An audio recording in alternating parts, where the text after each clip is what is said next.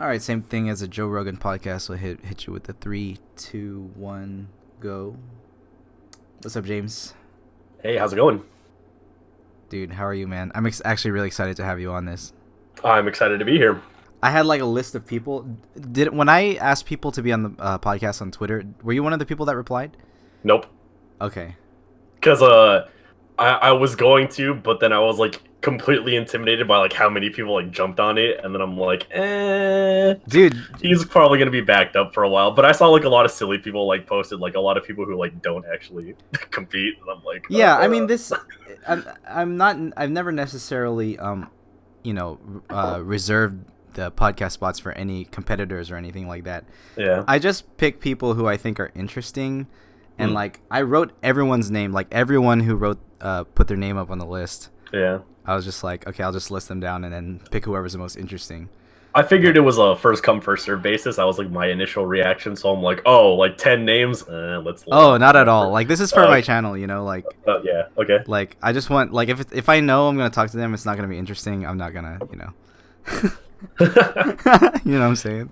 But just to give the people kind of history, like the James, and I know I've brought this up to you several times before in the past.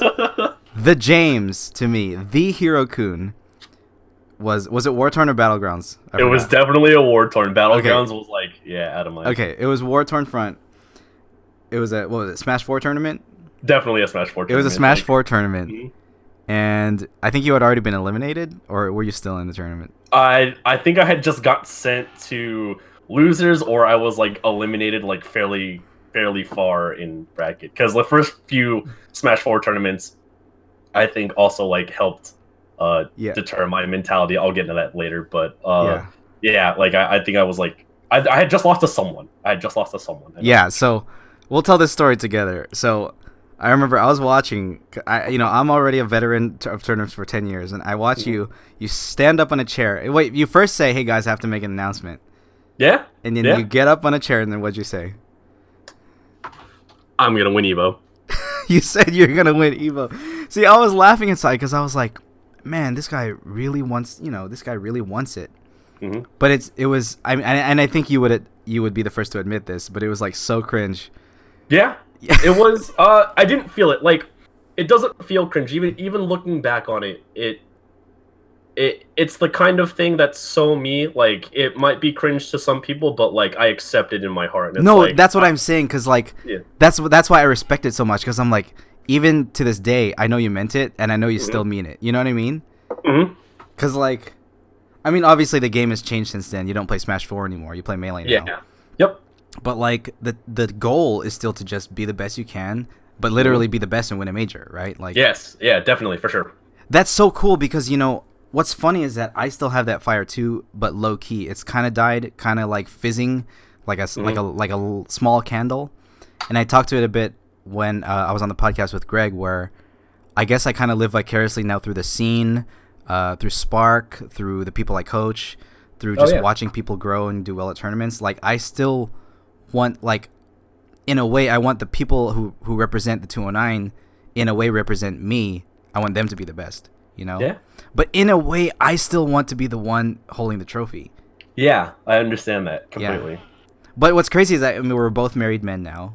Adults, oh yeah, for sure. Working, living our lives, and we still have that fire. Like from a stupid, silly cartoon game that everybody loves and plays, we want to be the best at it. Yeah. So, I mean, tell me about your transition since then. Like, you started Smash 4, and then you got into Melee, and then now what are you doing? So, I was actually thinking about a way that I could explain this to the podcast in a respectful and somewhat humorous way, because I tell people just lay it all out, man. I tell people at face value, like, oh, I don't play 4/Ultimate that Smash engine anymore because I think the game is whack and dumb, right? But like, that doesn't like explain a whole lot, right? Yeah. So I mean, everybody thinks Smash can be dumb in some way. So yeah. So I expect it, or I process it like this, right? When I was playing Smash 4, I think of it like a classroom, right? Like a classroom setting. The subject is fun. The people are fun. I understand the concept well and I excel at it, right? Mm-hmm. Uh there's one glaring issue with the class. Mm-hmm. Despite how well I get along with everyone else, despite being a respectful person in class and really good at the material, the teacher hates my guts. The Wow. ultimate teacher hates my guts. And the part that ultimate hates my guts is there are just some things about the engine that I inherently like don't click with, and it's like, why does this teacher hate me? Okay, so you tell me, what is it about the engine? Because I play any Smash and I try to get good at all of them. I played Brawl, I Oh, played 4. So what is it about Ultimate that gets to you? the thing that about ultimate that gets to me is that there's no uh I feel like there's never a big enough punish when you make a read that Mm. you can completely you can make someone think twice about using an option. I feel like no Ah, matter how many times you punish an option and no matter how hard that punish may be, that option is still on the table because of either it's just that good or it has that much of a surprise factor. It's like, I don't know. I feel like people can like it's present in all games, but it's much more prevalent in 4 and Ultimate than it was in right. Okay, anything. I Well, feel that. I can't really speak for Brawl so much Yeah. because I didn't play it competitively. That was like I wanted to start competing right as Brawl was dying. And I think when I decided to, I'm going to be the best at Brawl, 4 was announced. I'm like, Hmm. okay, well, yeah. Okay, I can see that. Here's the thing. I've always been of the opinion that in the neutral of any fighting game, anything can be punished if you read it, right? Yeah, So for sure. what you're saying is that you can't punish certain things hard enough in Hmm. order to deter that option. Yeah, it's like Um, I can't make you think twice about it, or so it's not easy for me to do it. yeah, I have experienced that a little bit. Um, I think there are certain characters who can just do certain moves so obnoxiously. The ones I'm thinking of are Luigi Zaire Hmm. and Game and Watch Forward Air, the bomb. Yeah, Like they're so good. It's almost like they are always using a Falco laser, and they can do it safely. You know, yeah. like a melee Falco laser. Hmm. Uh, that's what it feels like. But at the same time, I play K. Rool, who's designed to punish people. Yeah, He's designed like King K. Rool dash attack is designed to be a read move. Like as soon as someone presses a button, King K. Rool dash attack will beat any button, right? yeah, for sure. King K. Rool up tilt. Like the thing about King K. Rool is like all his moves are not safe if they whiff. Really, really not safe if they whiff. But they're super good if they connect, and they usually connect if you read because they come out fast, and then they're super laggy after, right? That's Yeah. how K. Rool works. Hmm. So those two moves in for me, dash attack and up tilt are like the deterrence moves where I actually can play sort of a Zangief play style where if I punish someone's point blank options over and over, they'll stop doing them. Yeah, maybe that also comes down to like the difference of like my character. Like I've been playing Lucina in this engine since its inception, since she's been in Smash, Okay. and she doesn't. A lot of people tell me that a recent theme in a character that I've been hearing about, like a complaint factor, like, oh, this character is too honest, Hmm. and I kind of start to see that when Okay, I so really. what you're saying, so what I'm hearing from you then really is it's the engine in a way punishes your character because you have a main, uh, the the engine like the game you're playing is different because Yeah. you're this it applies to anyone with a main, like anyone who Hmm. chooses a character in general and wants to dedicate time to that character, they're going to be playing the game, which is a huge engine with millions, literally millions of matchup whips. Actually, I don't know. I'm not sure if it's millions. It's more like thousands. Sorry, but thousands of matchups, and we are limited to those. So therefore, we are limiting the game that we play. I mean, Smash in general has always been like that. Competitive Smash, you ban stages, you take off items, so you're limiting the game to be quote unquote fair. But Yeah. fairness also depends on your character. Fairness also definitely depends on your character, and a lot of people like, especially like when I watch like tier list videos, like I watched like a lot of the recent ones because the new patch, Mm-hmm. and just because I keep up with the game. Most of like the reoccurring themes that like make top tier characters in the new Smash is like the character has to do some of the work for you. Like if you're doing all the work, like your character can be solid as solid can be, Mm-hmm. But if the character doesn't do anything for you, that doesn't like just inherently do something, it's a little lackluster in the end. I see what you're saying. Yeah. Yeah, I see what you're saying.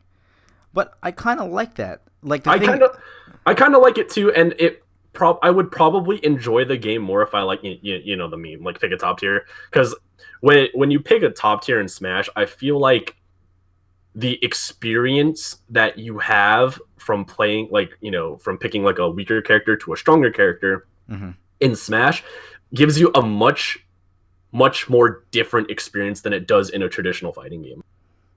Because it seems to me, you know, I can't really speak for other fighting games. I've dabbled in Mm-hmm. them a little bit. Mm-hmm. But like, well, let's take a game that that I actually do play kind of bit, like Tekken, right? Like Yeah. like the Geef like characters in that game can be viewed as like pretty weak. Mm-hmm. You know, bad frame data, big reach, but they move really slow. So like Korean Mm-hmm. backdashing doesn't do too much for them. But like a top tier character like moves very well, has a lot of like mix up trees and, you know, things like that. And it's just like things that kind of make sense. Like I can't really describe it very well because I'm not an expert at the game by any means, but it's like Mm-hmm. it seems like a very reasonable progression, right? But Yeah. when you pick like a weak character in Smash and then transition to like a good character, like it sometimes doesn't even seem like the same game. It's like, wow, this character is so much better, moves completely different. You know, the ceiling with this character is incredible. Well, yeah, well, I the counterpoint to that for me is that because what I was gonna say about Ultimate is that a lot of stuff was normalized, like air dash and landing lag, jump squat was normalized. That was a huge one for me. When they normalized jump squat, I'm like, oh man, this game's gonna be balanced. It's gonna make heavies viable, which they are, right? Yeah. So, I think because of the normalized stats on a lot of the characters, it made the game more balanced. So I think picking a top tier in Ultimate, first of all, my opinions on Ultimate tiers is that it's so balanced that it doesn't really matter that much. Like, Incineroar winning locals, you know, that's totally within the realm of possibility. Oh, of course. Whereas if you like go to a melee tournament, you see Donkey Kong winning locals, people are probably going to be like, oh my god, who's that sick Donkey Kong? Yeah. Right? So the thing is, tiers only really matter in Ultimate at the very, very, very top. And even then, the diversity in Ultimate is so big that we don't even know if people are bringing the rest of the cast that you don't see to their full potential, because top players only really pick quote-unquote top tiers if they have general ideas that this might be good and strong, right? Yeah. So in my mind, like, this is probably not a true example, but let's say Villager is actually the best in the game 15 years from now. Let's say he is. Yeah. Like, who is going to discover that besides some Villager loyalists? Because top players nowadays will never pick Villager because they don't think he's the best, right? Yeah. So I think it depends on a game's lifespan. If it's fully explored, that then you will see like the final potential of a character. Because there's a lot of games. I mean, older games, they were so imbalanced that it didn't take long for you to find the top tiers. Oh yeah, for sure. Like, for example, Marvel 2 Storm. No character compares, you know. That's like, a classic example. Yeah. So like, but the better games, like, games have gotten better balanced over the years. Oh, for sure. Way better. And so when you have engines like this, I would imagine it's gonna take at least 10 years to find like a decent tier list, you know. Yeah. Going back to Tekken as an example, Tekken actually embodies what you just said very, very well. Like, yes, there are tiers, but they define much less than you really expect. Like, the gaps between the characters are actually minuscule compared to older iterations. Yes, yeah. Like, for me, one game that, in my opinion, was like a travesty that it died was Ultimate Marvel 3, right? Yeah. Everybody, like, resents Marvel Infinite. Not everybody. I mean, there are some diehard fans out there. Yeah. But, like, Marvel 3 was so good, and in my opinion, it wasn't fully explored. Oh, really? Yeah, I mean, the best player at the end of Marvel's life was a Chun-Li player. Did you know that? What? I did not know that. Yeah, so, I mean, he had in the two most broken characters in the game. He had Chun-Li, Morrigan, Phoenix, right? Oh, You've Phoenix. Wow. seen some Marvel 3, right? You've seen how they work. Yeah. How Morgan fills the screen, Sulfus, and Phoenix fills the screen with 5 bars. So the strategy he devised with Chun-Li is that he runs for the entire game because Chun-Li has a triple jump, and you can call assists while jumping. You can't call assists while super jumping, so Chun-Li with a triple jump could call Morgan assists, who builds meter while you're in the air. So you just run away the whole time. If you happen to get a hit confirm, he has Chun-Li's with all 3 characters. He has infinites with all 3 characters. Infinites with Chun-Li, infinites with Morgan, infinite with Phoenix. So as soon as you get a hit, you get 5 bars. So you can now that if you have 5 bars in the very beginning of the game, you could spend that bar on Morgan's Sulfist, or you can save the bar for Phoenix, right? On one touch, you get the best of both worlds. You can either bank your bar on Morgan or bank your bar on Phoenix. So since Marvel is like a resource management game essentially, like you getting the most out of your meters. Ryan LV, the best player at the end of Marvel, like made the ultimate like meter building, meter management team. Yeah, so, it makes sense. It feels like that's what the team was. Yeah. He designed it to do that. Yeah, and the team, he ended up like, I mean, obviously Chris G's team was also really good. Morgan on point. But Ryan LV, I guess his team took better advantage of the engine. And I think if you allowed the game to keep going, you would see more counterplay like that. Like, I feel like the same strategy could work with Beautiful Joe, maybe even better than Chun-Li, right? You could have a Beautiful Joe, Morgan, Phoenix, and it would essentially serve the same function as Ryan LV's Chun-Li team. Like I wish games had this long to like stay in the limelight for people to fully explore, you know? So now that we have a bunch of young games and they're all balanced, it's kind of sad to me that we won't see, like for some of them, we won't see like that full on evolution. I feel like for most of them we won't, especially like with patches being a normal thing. Yeah. So anyway, that being said, because the reason we're on this topic is because I pointed out that character choice was the limiting factor for you in Ultimate. Anyway, I do want to change gears because of whatever reason you have the engine, you transition to Melee. So how's Melee been going for you, and what do you like better about it? Like about the engine, about the character? So what is it? Really, the one thing that like just kind of hooked me like was the same thing that hooked me as a spectator, because even when I was like playing Smash 4 and Ultimate, I never really watched them because I didn't think it was fun to watch. I always watched the Melee. And then I was just like the same thing. It's just like, wow, I can't believe I can actively be a part of one of the games that I've been marveling at for the past like 6 or 7 years. And it's like it was crazy because I've been practicing. I pretty much decided to quit Ultimate after Genesis of last year, so coming up on a year of dedicated Melee play. Wow.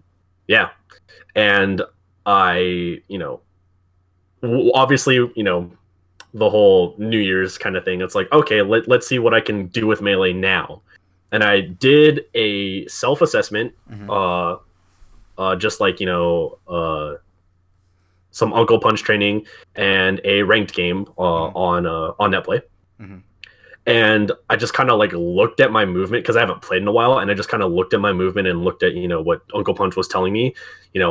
A lot of my wave dashes were like frame 1 and 2. Most of them, my dash dancing looked pretty clean. I was able to move how I wanted to, and I was hitting like most of my L cancels. It was like a really high percent, even like within like a few minutes. And it was like, wow, like a year ago, I didn't think I'd be anywhere near this good. And it's not even a huge accomplishment, but it's like, it feels like it to me because it just looked so far away the entire time. Right.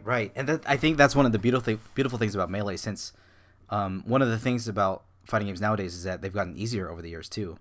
I think sort of the golden age of execution was like, I guess your Street Fighter Alphas, your Marvel 2s, Third Strike. Old games, you just had to be so fast on the confirm. And then we have games like Melee, where it's truly sandbox, where you could literally do whatever you want, to the point where humans can't even possibly do the most technical stuff in the game, right? Yeah.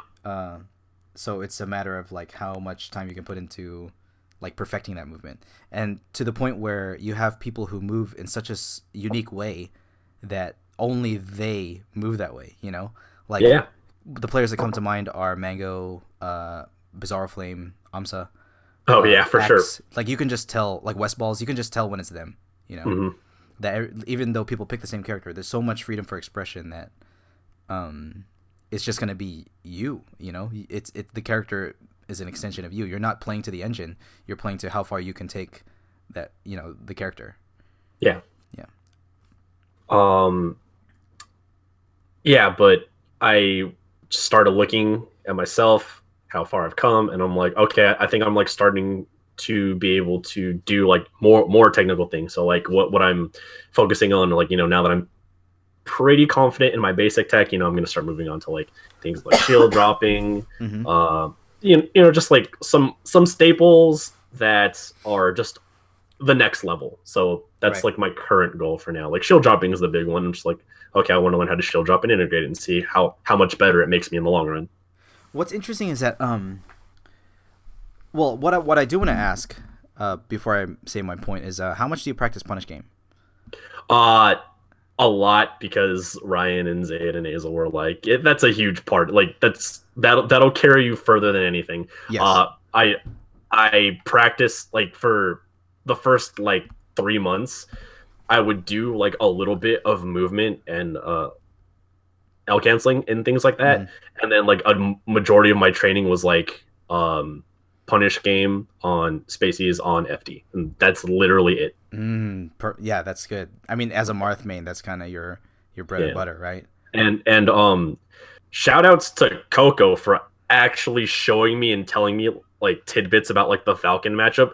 I learned enough from him and Ryan to be able to like, I can go into Uncle Punch and I can be like, okay, this is how I punish Falcon. Right. And so like, I'm learning like my low percent like tech chases on Falcon, practicing my reactions, things like that. Like practicing my tech chasing on Falcon. And it's gotten okay. It's not fantastic by any stretch of the means, but it's better than I thought it'd be at my skill level. Yeah, I've always thought Marth was fine in that matchup if he could punish. And I mean, I think I always thought neutral was like pretty close. I love that matchup. A lot of people tell me that Marths hate playing Falcon, but I think that matchup is actually incredibly fun. Yeah, that's true, because I like that there are certain people who specialize in that matchup. Like there were two in particular. I think it was Pancakes and Soccer Mom 69, who are just really freaking good at the Falcon matchup. Wait, no, it wasn't Pancakes. It was Ton. What's his Wobblepot? I don't know what his tag is now. Do you remember him? I do not. Oh, okay. Well, he's like a Sencal, like Fresno Marth. But him and Soccer Mom 69 were so good at the Falcon matchup with Marth because they just grind it out.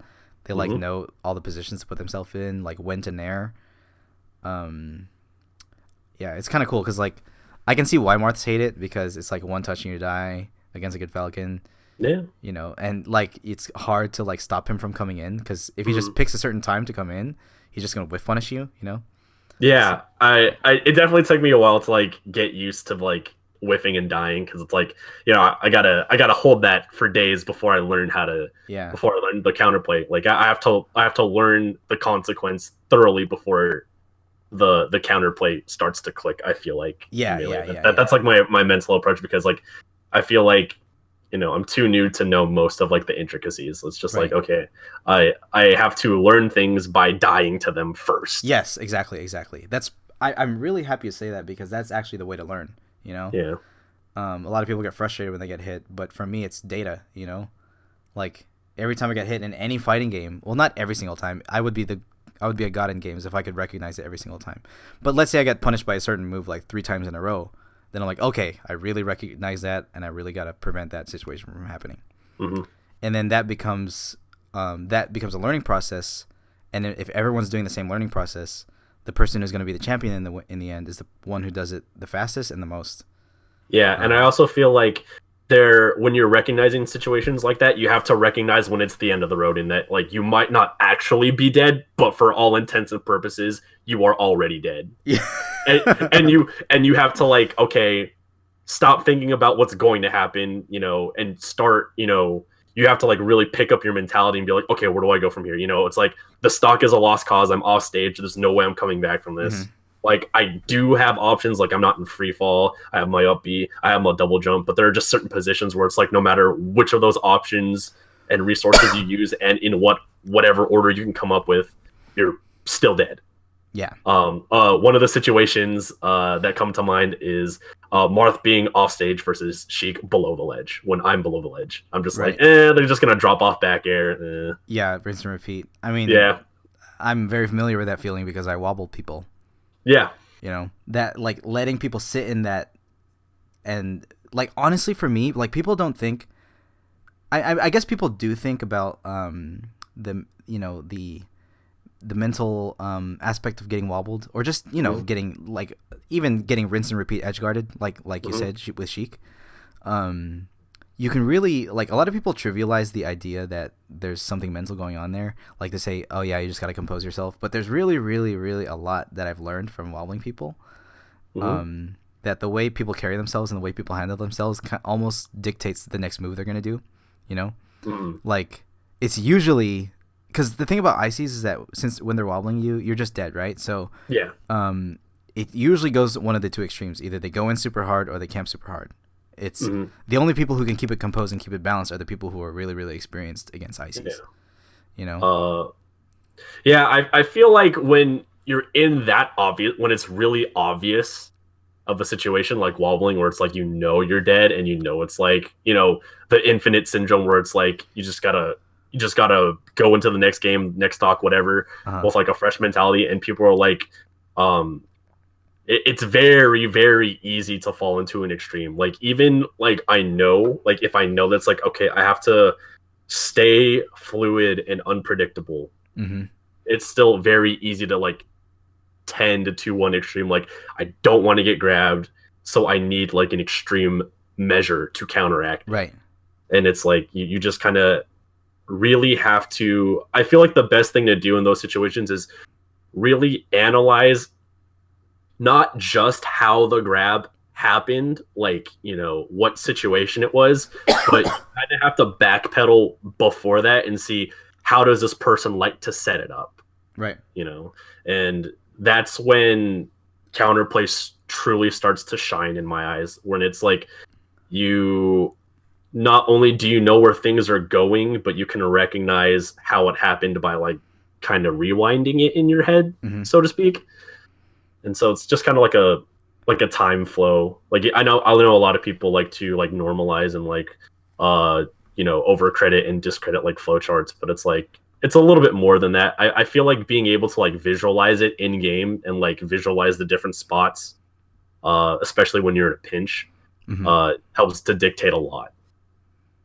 I really like the way you talk about fighting games. It's so much like me, honestly. Well, you were like definitely one of the first people that like influenced me like into fighting games, like in general. Like I didn't have any fighting game players. Like I went to Delta, and then I got involved in like their anime club, and that's when I met Ramil, RJ. Right. And then that's how I met you, and that's how I got introduced into Smash. And it's like just like you, Ramil, Nick, just like talking about fighting games.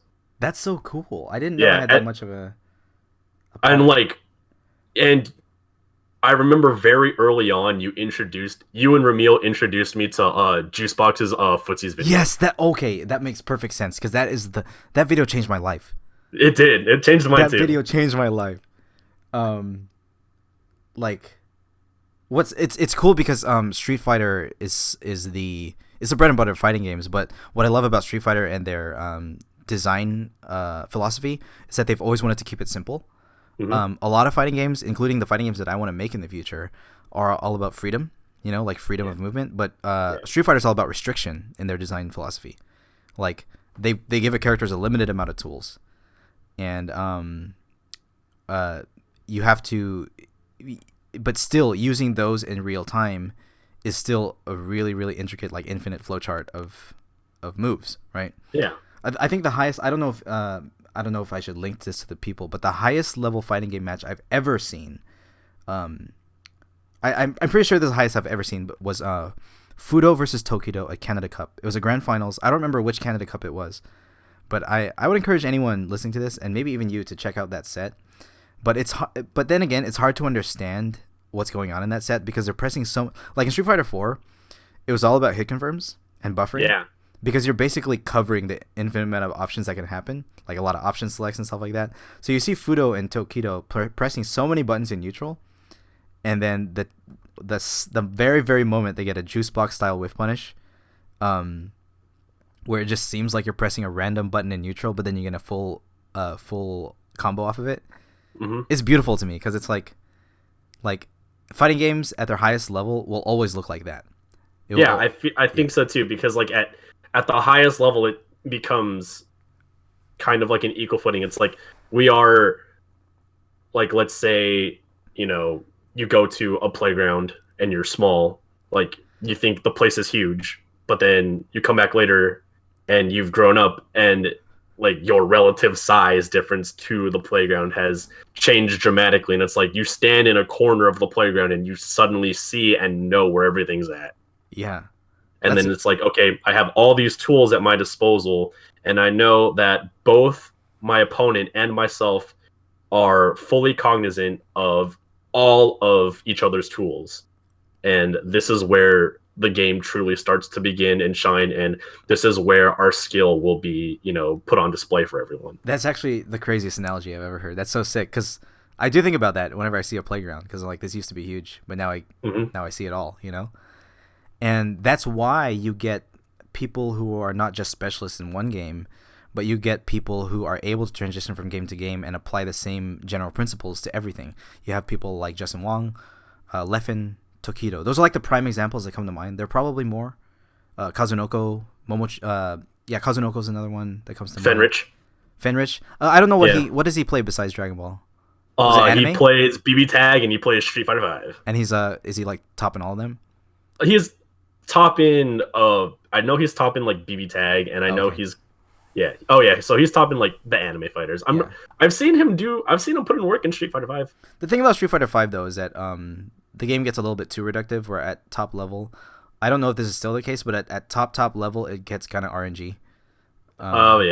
Because the thing that I was saying too about neutral at the highest level of fighting games, it's usually a lot of guesswork, right? It's like probability management, almost like Bayesian thinking, which is like probabilistic thinking, where let's say I'm gonna throw out, let's say Marth Forda, right? I'm gonna throw this out in neutral, or let's say Nair, which is a little bit better. I'm gonna throw out this Nair here at this spot. Why did I do it? Because in my opinion, in my mind, my instinct tells me this is the best place to put it, and it will cover this many things, you know, right? It's like almost like a quantum, like all possibilities, trying to cover all possibilities, right? Yeah. Like a quantum decision. I don't know. That's probably not the best way to describe it, but you know, it makes sense. It makes sense to a fighting game player. Yeah. It's like this will cover 70% of, you know, options. But on the off chance that someone reads it, the 30% chance that someone reads it, I'm gonna, you know, get screwed. So maybe I should have put my Nair somewhere else, you know? Yeah. So that it's like that fighting game rock paper scissors that develops over time, and you get people just throwing out probabilistic buttons, right? It's like, and that's I've been actually playing a lot of Dragon Ball Fighters, and that's what I've been discovering. Oh yeah, I saw that you uploaded a FT10 with Jake. Yeah. I've been meaning to watch that actually, because I played a lot of Fighters when it came out. Oh really? Okay, it's actually pretty fun. I actually got 3 games off him. I mean, that's kind of spoiler, but he but the thing is the reason I challenged him to that is because he was bodying me like probably 48-0 in the past. Just like so many dozens of games straight, and I just kept grinding at it. And the thing is, if you play really really long sessions like that, you get you develop good habits and bad habits when you play long sessions, and you take a break. I feel like that it happens to any fighting game. And you take a break, you go to sleep, your brain restructures itself. That's why when people take breaks, they come back fresh, you know? Because the brain, like your ideas in the game, not only are you coming back fresh with restructured ideas, but your instincts, good and bad, are gone or are refreshed. And usually they'll come back, and you try to keep the good ones, but it's easier to drop the bad ones after you take a break. So it's that, you know, you're sort of resetting muscle memory. So I knew, like, hey, I've gotten better at this game. I feel like I can get some games off Jake. The thing is, when I challenge people to stuff like that, I never know how hard they're trying. I never know if they're giving it 100%. But it doesn't matter. I'm looking for some sense of my own improvement. Yeah. So I got some games and I was pretty proud. But I still think, I can get better. So, but anyway, when I was as I get better at fighters, I'm realizing, because I play Majin Buu on point, right? Oh, nice. And he has a pretty crazy high ceiling. He's one of the harder characters to play, apparently. I wouldn't have guessed that. Oh, really? Yeah. Yeah. That's what top players say. They're like, he's just hard. Kid Buu or Majin Buu? Majin Buu, Fat Buu. Okay. Yeah, I don't play Kid Buu. Apparently, he's the best character still. He's one of them. Yeah. But yeah, I play Fat Buu, and he's like pretty high ceiling. But I'm learning like this, like a lot of the moves you throw out in Neutral and Dragon Ball fighters, because you get punished so hard, it's like a lot of guessing. There's so much RPS in Dragon Ball, like deep RPS. Yeah. And it's because like most of the options are very heavily weighted, and one lost RPS scenario can like lose you your character worthy. Yeah. And also, it's really good game design in my opinion. Like when game designers take into account reaction time, human reaction time, which is what I think like 15 frames, between 15 and 20 frames, something around there. Yeah. When fighting game designers take that exact number into account, and like for example, overhead moves are always a little bit slower than human reaction time because they give you a chance, but they're always slightly slower than human reaction time. That's good design.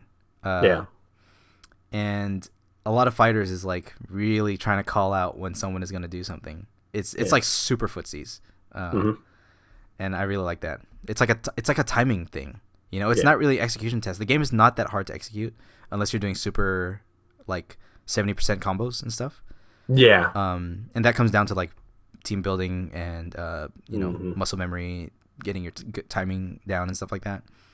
But a lot of timing stuff, and I it's like that in every fighting game. But what I like about what I'm learning is that as I explore different fighting games like fighters, each fighting game rewards certain skills. Yeah, I definitely see that. Yeah. Side note, I just remembered a Tekken video that I saw. I believe they also play with the idea because lows are like the wild factor in that game. It's not overheads, it's the converse. It's lows. So I think one of the Tekken streamers that I saw make a video, I believe fastest possible human reaction time, or like high level at least, the fastest lows in that game are like 13 frames. Oh, and are people able to react and block those? Some people are. Oh wow, that's actually nuts, because that's the thing too. And I've seen this where it's not really a reaction per se, where it kind of is, but it's like it's an instinctive reaction where the game's programmed into your brain so much that your body anticipates it rather than your mind. It's kind of what Juicebox was referring to. It's not a raw reaction. Yeah. But it's not a guess either. I think it's not a guess. Yeah, that's the thing that Juicebox was getting at too. It's like something between. It's a in the reaction middle. and a guess. Yeah. That's so cool because I don't even know what to call it. It's like, because there's this video. I love referring to this video. Have you ever seen the video of the like a samurai? He cuts a BB gun pellet. No, I haven't seen that video. It's a crazy video. It was on like Stanley Superhumans or something, but there's some like YouTube videos on it where this guy, he's really good at like, how like the fastest sword swipe is like when you pull it out of the sheath. Yeah. Like he cuts peas in half. Oh wow. Like he just does some crazy stuff. But the craziest, like he cuts a baseball in half. But the craziest one was a BB gun pellet. Like obviously you can't see it.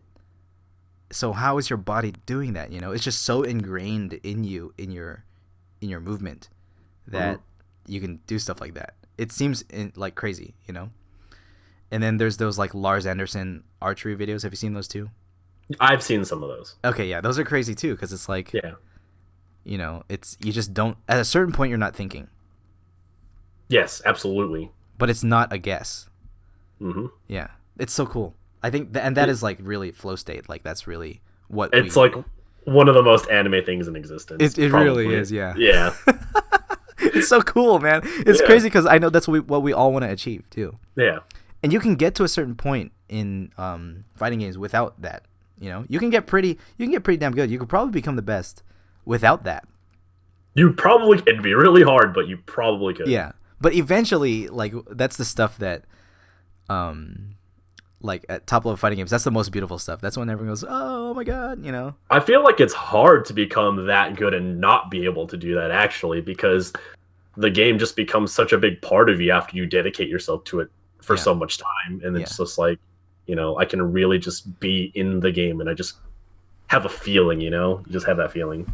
Yeah, it's interesting too, because I mean, when we're young men like us, this is probably the prime age to be doing this stuff. I mean, I'm 30. It's not that old, right? Like, of course not. No. There's pro athletes well into their 30s, and not even like esports athletes. I'm pretty sure esports people are going to be. Those pro Tekken players older than you are. Oh yeah, exactly. Like, I think in esports, the ceilings are going to be pretty high for a long time. Like, I think people could be 30, 40 still playing League of Legends. Oh yeah, for sure.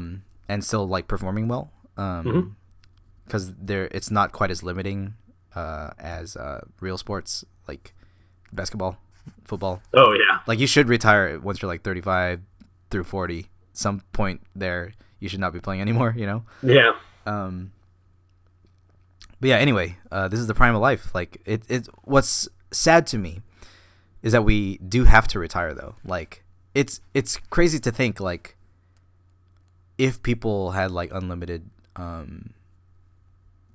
like an AI, like you heard me talk about AI all the time on the podcast. Yeah. How they pretty much have infinite ceiling and they learn so much faster than us. Maybe not as efficiently as us per trial, but they are able to conduct millions of trials in a short time. Oh yeah, that's pretty busted. Yeah, it is super busted. So it's like they're constantly in their own hyperbolic time chamber. It's pretty nuts. Yeah. That's why you need supercomputers and stuff, because I mean, if you could play, if you could slow down or not slow down, speed up Melee like 100 times and then run trials and constantly learn, it's amazing to think what AIs would be doing. But anyway, that's not the point of fighting games either. Like, fighting games are designed to test human ability, right? That's why we have stuff like 15 frame overheads or 13 frame lows or stuff like that. It's because they're designed to test our reactions. At least they are now, because in the past it's like, I mean, if you have a 5 frame overhead, they didn't patch it out.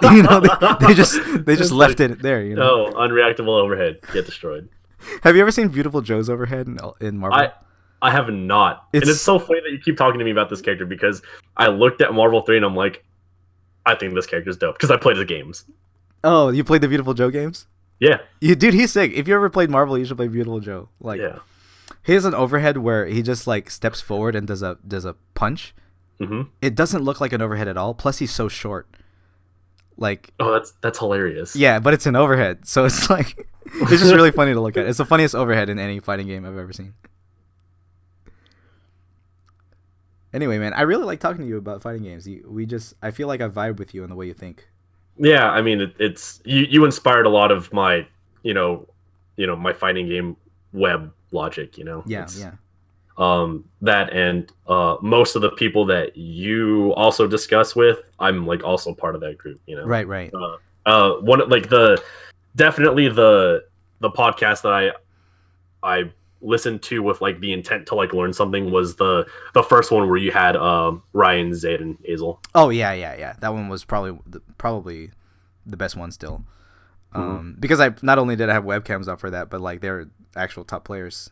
Yeah, and I'm just grateful that they're like willing to like teach someone like me. I go to tournaments with them pretty often, I'd say. Not so much over the holiday season, but I'm definitely looking forward to hanging out with them going forward into the year. Okay, so now that we're on that topic, I have a couple of questions for you. Firstly, how have tournaments been going? Like, I know Melee is a very punishing game, because the thing is, before you talk about it, like, everyone's progressing in Melee, right? The people who still go to tournaments are still practicing. Yeah. So it's almost as if there's like an average level of improvement that you not only have to keep up with, but you have to accelerate past. Yes. Does that make sense? Yeah, of course. Everyone's always improving. So That said, how's it been going since you're a really late bloomer to Melee? How's the Uh, progression been? I feel like, um, I don't know. I honestly feel really good about it. I'm Hmm. very confident in how fast I've been improving, and I think it comes down to a combination of the tools available to me. Hmm. Uncle Punch has played a tremendous role in leveling me up. Hmm. I just being able to go into this program. Oh, I dropped my chain grab. Oh, resets back instantly. I don't have to Hmm. kill the fox. I don't gotta SD restart the game. None of that. Hmm. Just resets and I can just do it again. And it gives me access kind of to it almost replicates the AI concept we were just talking about. I can just go into random scenarios in within the combo tree. Like I practice like crazy things when I practice my chain. Uh spoiler to you and whoever is listening, I want one of my Melee trademarks to be incorporating up smash into my chain grabs on FP. Ooh, sick. Okay, I like it. Not there's two that I don't want. So there's like the really weak hit of up smash Yeah, that sends you sideways and sets up for tech scenarios. I yeah. don't want that. Some people do that. I don't want that. Hmm. And then there's the tipper one, the tipper one that launches them too far. I don't want that either. There's a middle hitbox. Oh, that's insane. I looked at it. There's like a second, it's like the second to last hitbox that launches them just perfect for combo extensions. Up You're until insane. up until 85, 90. Then it starts because it's a smash attack, it starts launching them too far. But Uh-huh. if you hit that at 45, 50, 60, you can combo off of it and it looks so dope. That's actually so cool. I would Yeah. love to see that. I'm sure there's certain ways to set it up, and it's Mhm. obviously going to be DI dependent. But I mean, it's not difficult to get DI reads when you're Yeah. comboing Spacey with Marth. Mhm. That's so sick. I would love to see that. What's Yeah. cool about Melee is that you can make calls like that. Like you can say, "I want this to be my style," and then make it work. Yeah. Like I mean, a player like Bizarro Flame comes to mind, or Oh, for sure. he just made Ganon what he wanted Ganon to Mhm. be. Not that he wasn't the best Ganon, but even being the second best Ganon is pretty cool, and he just played the way he wanted. Um, that's how I wanted to do it too with Ice Climbers. At the end of my Smash career, 2016, I was getting a little bit frustrated about the way that I felt that I had to play with Ice Climbers. Was that if people are platform camping me, I kind of have to camp back on the ground. Mhm. Um, and I was getting frustrated with that. That's why I switched characters a lot. But I feel like there is still a way to change that approach if I gave it more time and if I had a little bit more confidence in a new game plan going forward. Mhm. I could have been like, oh, I can just go for crazy perfect waveland mix-ups by getting under Yeah. a platform or something like that. I don't know, Yeah. something new. Um, but yeah, I really like that. It's funny that you bring up camping because I feel like as a new player, that's also something that benefits me. I'm not afraid to camp a floaty as Oh yeah, Dwarf. yeah, yeah, yeah. I'm not afraid to platform camp Ices and Luigi and stuff like that. And it's just uh, there was actually a maid relatively early in my Melee progression that I went 2-2 at, and I won round one by camping Ices on platforms. Nice. Oh, I'm that's just awesome. Yeah, and Ryan was there, and he told me that he was surprised that I was able to beat pretty much my first NorCal, not Uh-huh. centralized. Like I don't think he was super practiced or anything, but Yeah. oh, I'm surprised he didn't just get wobbled and died. Did He, you? I, Sorry. Go ahead. what was that? Go ahead. Go ahead. He was I felt proud, when I think it's nice enough, or I think it's really nice that the top players pay enough attention to my accomplishments that even if I think that they're small and they think that they're small, it's important that you acknowledge this because you're probably going to lose the drive to get better if you're the only one acknowledging it. So it's they they love the game so much, which is so crazy to me that they're oh, I want other people and my friends to get better at this game too. And I Right. I mean, really of course. I appreciate mean, them. yeah. I mean, you're our homie. Yeah. We always. I mean, maybe there's a point where you get good and someone new gets into the game where you're going to support them. And in general, I think if you go, I mean, it's not just a regional thing or a tribal thing. Mm-hmm.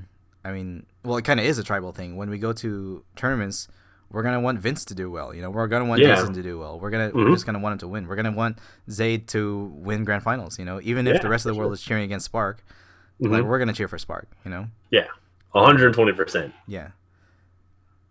Did you listen to my podcast with Antonio, Galen the Wise? No, I didn't, but I saw your sets. Oh, okay. That was a lot of fun. It's cool because I love to challenge people in neutral, like at really random times, like at really aggressive times, and I could feel him like starting to feel my pressure. But the problem is, my pressure is not that valuable because even if I can hit you randomly, I don't convert that well off of stuff. Oh, okay. Yeah. Anyway, one thing I said in the podcast with Antonio is that once you incorporate shield drop, ICs are done for. There is almost no counterplay from ICs to shielding on the platform, because Ice Climber's best options for shielding on the platform is either up air or back air fadeaway back air. Trying to fair for frame advantage, or just trying to clip him from beneath, like shield poke from beneath with a fair, or just up smashing or up tilting from below, or wave landing on the platform and then grabbing you. Okay. But if you shield on the platform, it beats all those options because you can shield drop on reaction to their jump. Whatever they do, you can just shield drop, and they can try to bait it out. But if you're pretty cognizant of like what they're going for, you can pretty much beat all their options on reaction. So if you platform camp with Marth, this is how Umarth plays against ICs. We've had some, Umarth is infamous for timeouts. I haven't seen any of them, but I've heard of like a lot of his games like going to time and stuff. He has so much discipline in like his game plan, and I really look up to him. Like he's taught me like a lot. The few times that I've talked to him, which thankfully I'm very grateful that I've had the opportunity to speak with such a prominent Marth in our scene, and he's given me like really useful tips. Like he gave me like the basic structure of like what do I do when I up throw someone onto a platform, because I feel like everything I do goes wrong. It's like I get like 2 hits and then like I get like counter hit for whatever reason. Yeah. And then he's like, "Oh, this is how it's supposed to go." Right. And then like he gave me like just like a couple pieces of advice about how to attack about how to attack people on platforms correctly, and it like instantly shows. And that's one of like the really good things that or one of the things that I appreciate about Melee. It's like the information that I receive and learn is like immediately applicable depending on what it is. Yeah, you're right. It must be rough in 2020. I mean, even in 2019, playing Marth in the modern age, because everybody's doing slide offs now, like all the old. Like it definitely threw me off, and it's like, well, how do I beat that? And he was actually nice enough to teach me like, I'm like in the middle of like developing him, and he was discussing with like some other like player about how to beat slide off with Marth.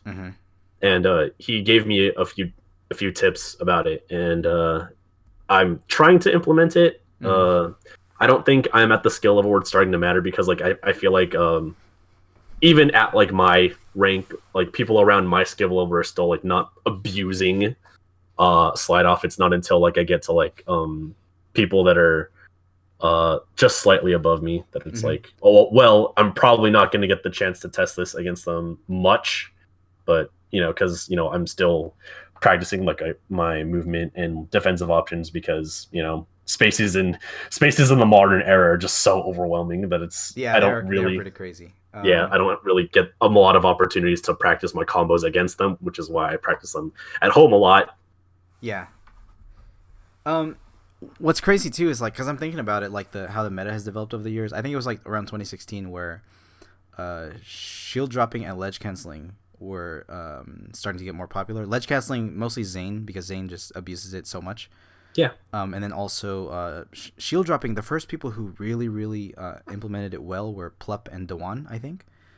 Now it's commonplace, especially thanks to UCF. But Yeah. now I think in the past year or so, maybe even longer, but I think in the past year, slide offs are really being abused now. Oh, I for saw sure. something new, really crazy on Twitter. Bobby Big Balls did a slide off Waveland back onto the platform. I don't know if you Wow. saw that clip. Like he did a slide off and then a horizontal Waveland back onto the platform, so you get a really long Waveland. Interesting. It's so crazy. Like if somebody could start like doing that, Mhm. like I think it was on purpose, knowing Bobby Big Balls, because he goes for really wild stuff. He does. Yeah, so I think it was on purpose.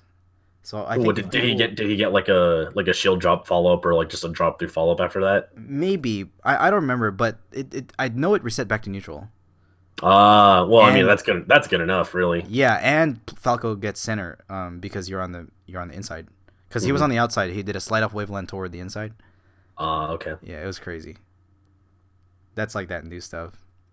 They're Hmm. like modern melee is like so technological. Like people like Nun, Nun and Mango are. I mean, they're obviously my favorite players. A lot of people's favorite players because what I like about them is they're able to convert other people's offense into their offense, but they're also really good of when you don't have perfect control. Like you're not in a tech chase situation, so you kind of have to let the pressure go, but then you re-engage with pressure really well. That's what I like about them too. Yeah. Yeah. Who are your favorites? Do you have like any Marth players that you like emulating or that you take a lot of stuff from? Uh,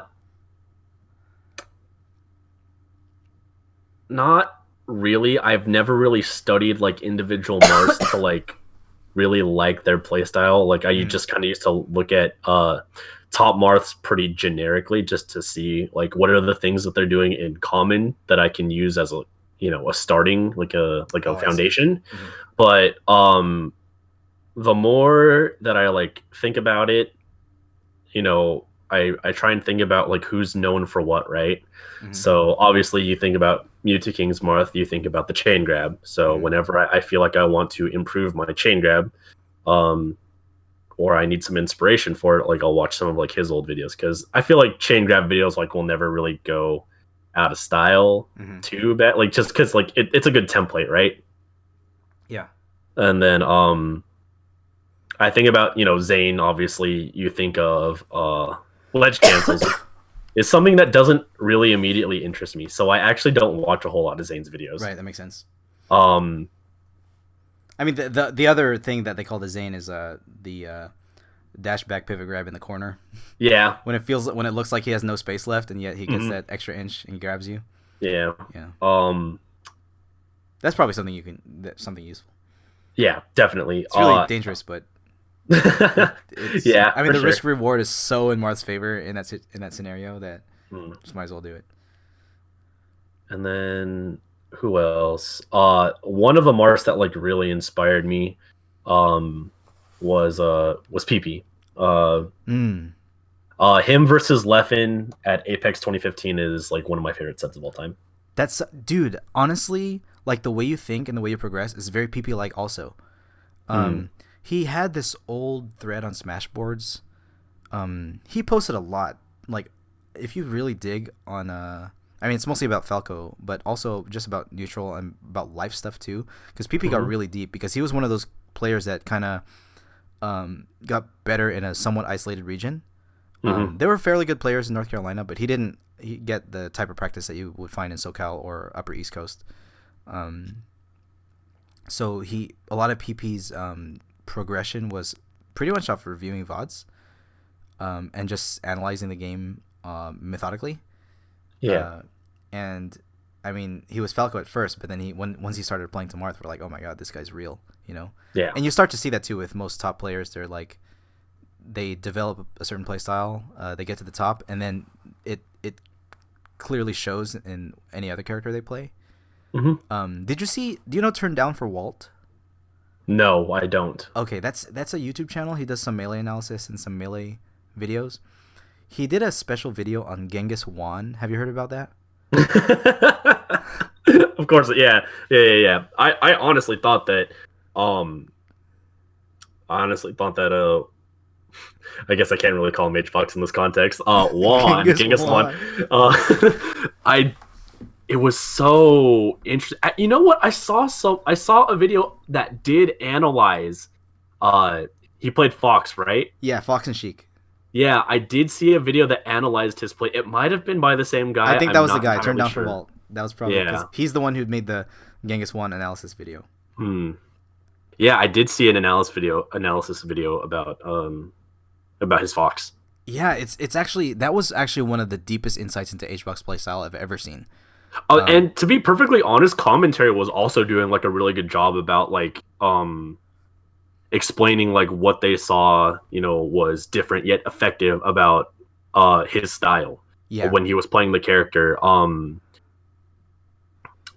Who was commentating some of those sets? If I remember correctly, Homemade Waffles was commentating some of those. I could be mistaken, but someone was. Some of the commentators were just like, "Man, it really shows that commentators have been around forever, right?" It's like they might not necessarily be like the best of the best, but it's like, man, they know their stuff. Yeah, yeah, and they do a really good job, like because it was, we're so used to seeing the same players implement like the same kind of things and just like seeing like who's better in this instance, but this was like such a rare thing to see that they were able to like actually give a fair bit of insight to it, and it was really interesting not only to see that kind of performance from Genghis One, but the commentary that it produced was also really just fascinating to me. Yeah, that's what I like about there's a lot of FGC commentators who are just like really good at what they do, not only in compartmentalizing the game, making it accessible, making it understandable for viewers, but they also notice the nice little intricacies that viewers wouldn't see otherwise. And that's the thing. That's another thing too about like we have that quality in Melee with people like Brandon. And I think one of my favorite commentators is Lovage. I think he's pretty underrated. He's really good at like pointing out intricacies in play that other people don't see. Toph is good at it. Actually, that's kind of my qualm with like ultimate commentators. I think ultimate commentators are the worst, man. They have, I think so too. They have zero idea what they're talking about. Honestly, I need to be commentating. I don't know if the ultimate scene in 209 is listening to this podcast, but I need to be the one commentating their tournaments because there's so much stuff going on that they don't see. And they're probably going to be like, oh, you don't even play this game. No, trust me. There's so much stuff that you're not seeing. Yeah. And I so feel much like, decision making that they don't understand. Yeah. I feel like Alan and Joey do an okay job. They do a good job. But it's still it's still not deep enough. I've listened to their commentary. I feel like it would be so much better if they were still both focusing on Ultimate, but the thing is that players. They don't, right? And like I've listened to like Alan commentate 4, and I thought he sounded amazing. But I can imagine that like because his passion for the game is gone, that it's like, maybe he's not, up to date on like certain things or whatever, and that's not a bad thing. Honestly, I think good for obviously as someone who doesn't play Ultimate, I think good for him for making the switch. You want me to give the hard truth? Yeah, I think not 209 because 209 is a little bit bigger. I think Stockton's pretty decent, but I think Modesto's Ultimate scene is actually pretty low level. I've honestly kind of always held a general idea to that. Like I've kind of like shared like the same opinion, and that's not because of like their inherent skill level. Like a lot of them are actually very talented. But I feel like a lot of them display like a false effort. It's like they say they want to be good, but like I don't really see that from a lot of people. Well, it's more that they probably don't know how also. Yeah, it's all and that could definitely be like a part of it, and obviously I'm not trying to call anyone out, but it's just like there are certain things that you have to be doing in order to improve. Right. But it's hard also to grind those because a lot of improvement is grinding certain scenarios. not only is that hard with the number of matchups there are, but I mean the training mode in Ultimate's not very good. You know, it's hard to improve. So a lot of the improvement is just going to be raw hours of playing. And that's one of the things that I also don't like about Ultimate. Yeah, it's one of the things that like I don't really jive with this. There's like I don't know what just playing the game to like be good and like because the execution barrier is so low. Hold on. I think just playing is really undervalued. No, I mean, like, it's good. Like, it's definitely good for, like, you know, the games. But I personally, like, don't enjoy a game where, like, that's the primary method of improvement. Oh, I see. Yeah. I definitely think just grinding out Ultimate is 100% the way to go. And you definitely get better. And, like, it's pretty much one of the only ways to get better. And I would never argue against that. Well, here's the thing. I think because Ultimate's too young and it doesn't have reductive systems yet. Reductive systems happen when you have top tiers, and top tiers only happen when one character's strengths completely outweigh other character strengths. Now, not only can we not have that yet because the game is being patched, but the game is balanced enough where it's hard to discover that. But in my opinion, there are characters that are imbalanced in Ultimate that have not yet to be fully and I have talked about this in the previous podcast too. For example, I think Ice Climbers in Ultimate is going to be one of the sleeper characters that I would give it 2 or 3 years. But if ESAM starts whipping out ices in tournaments, if Big D gets better, if we see some of the Twitter Japanese Ice Climbers coming to majors, that character is actually one of the very, very few characters. Chokenator breaks records. I don't know why I got a random Chokenator breaks records announcement. I think somebody followed me on Twitch. I'm not even streaming right now. Anyway, Ice Climbers is one of the very few characters in Ultimate that can 0 death off random confirm. Now, that is usually the mark of a top tier. For sure. So, and Ice Climbers, I knew it too. There was no escaping it. Because of the character's design, whether they're melee, PM, brawl, Ultimate, they're going to 0 death. You know, that's just how they're designed. It's just something that they've always been able to do, and it's like, to the best of the developer's abilities by design, it's like something that's so hard to like prevent. Yeah. Like, just because there's 2 of them, and there's 2 of them, and you've never been able to successfully patch out desync. There's really like with those 2 factors alone, like a 0 to death from from that character is pretty much inevitable. Well, I don't think they wanted to patch out desync. I don't think they did either. I mean, it's the coolest thing about Ice Climbers. Yeah, and the thing about Ultimate Ices combos is that they are cool to watch too. They are they're pretty high execution. Yeah, they're very satisfying. I feel like once I feel like that's the direction Ultimate is going, because I feel like a lot of like the sleeper characters in that game are the technical characters in that game, and I feel like the only one that's like really being like abused, that's like pretty technical, is Peach. Peach. Yeah. I definitely think Peach is more technical than Joker. So I think Joker's ceiling is lower, but he has his comeback mechanic is is probably the best. So like obviously he has that advantage. But if we're just talking like a raw technical power, Peach is like the only one who's really getting abused like that, and that's because like Samsora is a specialist.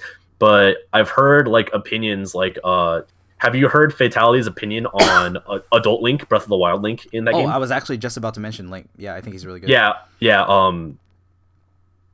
I think I heard like in a video like Fatality said that at task levels Link is top 5. Oh, he has an infinite, doesn't he?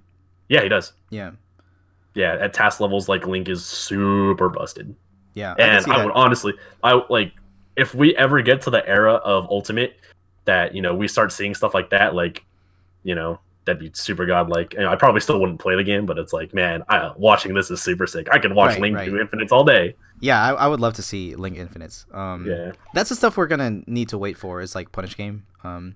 Because for me, even week 1, people were already doing Icy 0 deaths. But nobody has gotten good enough with the character to really implement that yet, because their neutral is going to be weak. And I feel like Link too is probably gonna have a weak neutral for the most part. Probably a lot stronger than Icy's, but Icy's don't really have that many tools in neutral. His in general. neutral will probably be like, you know, as good as it can get for someone with a punish game that good. Yeah, because I feel like that's a trade off, right? Because a lot of the character design in Ultimate is like a lot of trade offs, right? This character has this, but they don't have that. Well, actually, I don't think there's that much trade off with Link though, because I don't think Link was supposed to have a punish game like that, right? I mean, he definitely was not. He was never he's designed intended. to be a zoner. Mm-hmm. Now you can get infinite off holding a bomb and footstooling someone. Mm-hmm. So I don't know. Like, it's what I like about this conversation about Ultimate, because we can talk about this all day, but what we're talking about is trajectory of what a character's potential can be. And this is how I've always thought of tier lists, because when I started playing Melee, this is how it was for everyone. We weren't looking at what the character's current strengths are. We were looking at, like, where could this character go in the future? Mm-hmm. Right now in Melee, you can pretty much see almost everything that the characters can do, right? It would be pretty tough to, like, get new stuff. I mean, slide off Waveland might be something new, right? But it's usually going to be little stuff like that. I thought head bonk was going to be a thing. Did you know about the head bonk tech with Marth? You heard about that? Yeah, I saw that on Twitter. Yeah, there's like a little bit of new stuff happening here and there, but for the most part, we know with Melee, and the tier list, at least the top 8 of the tier list, has not changed for many years. At least not by much. Yeah, but the top 5 has definitely not changed. Maybe Falcon over Peach now, but still, that's not that big a change. And with Ultimate, it's more like they're still discovering it. So the only way to really see a top tier is to look at their trajectory of what we believe might be the potential of that character.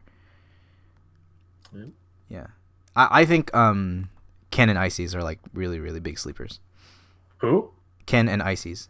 Ken and Ices. I really don't think Ken's a sleeper. Dude, have you seen how early DP kills? Yeah, but I'm not saying that, like, I don't think he's a sleeper in the fact that he's not good. I think a lot of people recognize that he's. That he's not. Okay, you're right. Yeah. I guess sleeper in the sense that if people, given time, will start bringing out the strengths of those characters and show why they're not balanced. Oh, sleeper in the sense that people know, but they're not doing. Yes. Right? Yes. Exactly. Oh, okay. Exactly. Yeah. It's not that. And I feel, yeah. I feel like it's just gonna take like it's only a matter of time until like a Brave, really corny sounding, the chosen one of like certain characters will like emerge to represent these characters, and then it'll really be like a really nice time for Ultimate. And I really hope that some of these characters do get the attention that they deserve, because I thoroughly believe that the potential of a majority of the cast is vastly unexplored. Yes. And if it's going to be anything like discoveries in Melee, it's gonna be fantastic. Actually, one thing I'm thinking about right now, as you were saying that, I was thinking about how if I actually applied everything I've been talking about on these podcasts and also talking about the game, because I talk about Ultimate in a way that I feel like I know a lot, but how can I prove these things? And because I feel like maybe there are people listening to this who don't respect my opinion, maybe they think I'm wrong, or maybe at least they respect my opinion, but they don't. I would need to prove that opinion, right? And I feel like if there's any person who's gonna get good and show that Ices are good, it could be me, right? At least in this region. Yeah. But the thing is, and as I thought that, I was like, man, I'm married. I gotta, there's a survival threshold first. Before you can really set yourself free and do whatever you want, you have to survive first. Yeah. And I mean, we're in debt. Like, we gotta pay off debts. I just gotta keep making money off my job. I just gotta keep doing what the people will pay me for. But if I could ever get past that threshold, just surviving, and not only just surviving, but providing for my wife and future family, and obviously that's always going to be the priority. And the reason I do anything else is to keep fulfilling that same purpose. But I mean, you know me, like, what I want to do is I want to make anime, I want to make fighting games, and I want to play fighting games.